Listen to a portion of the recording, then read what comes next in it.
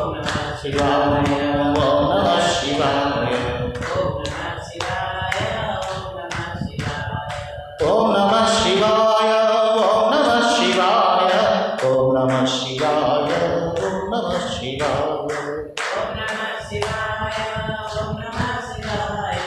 ओम नमः शिवाय